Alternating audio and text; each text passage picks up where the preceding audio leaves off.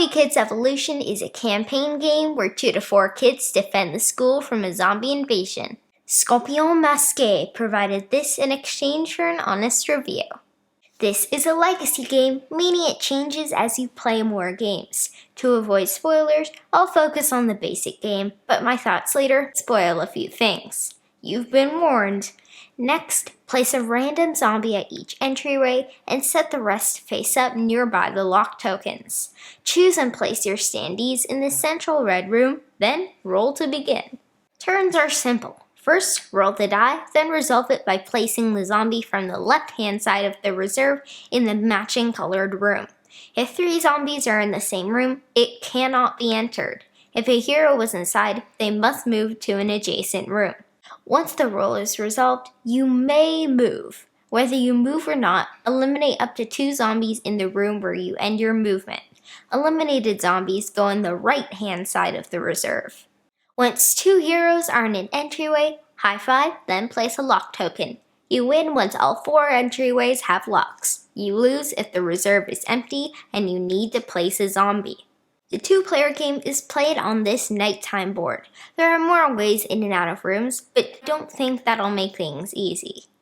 After each game, win or lose, add a brain sticker to the back of the rulebook.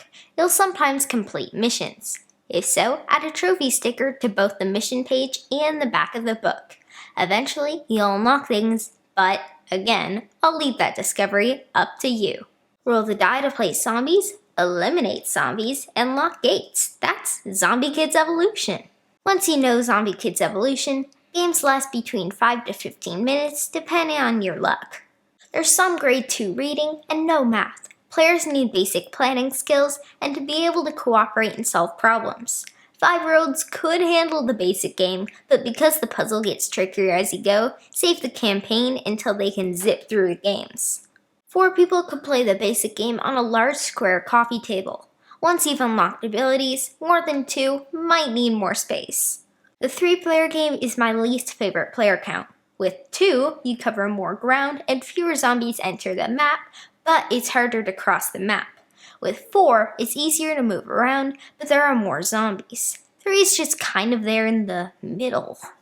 In our 17th game of Zombie Kids Evolution, we now had to deal with the principal's advanced ability. We rolled poorly, packing the board with zombies. We shifted away from locking gates in order to manage our supply.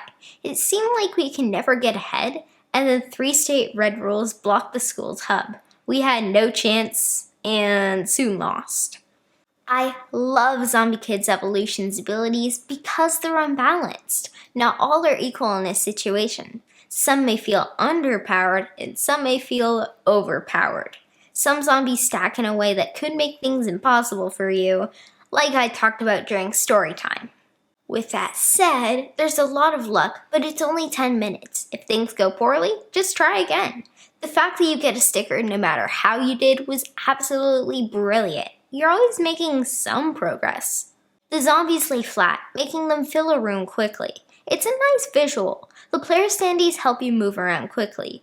That was a good choice. The production on a whole is magnificent. The redhead is easier to knock over than the other kids, though. The clone is a genius idea. Because you may have your clone for a limited time, you need to take advantage. A few times we rolled and gained the clone, then lost it on that round's second roll. Then again, you do regain your ability when the clone goes away. I talked earlier about the double-sided board. I'm really glad that they scale things for the different counts. There is an achievement for... I'll let you discover that. The achievements are so cool. We'll sometimes play just to unlock something, especially if we're close to getting an envelope. After all, we get a brain sticker either way. Genius!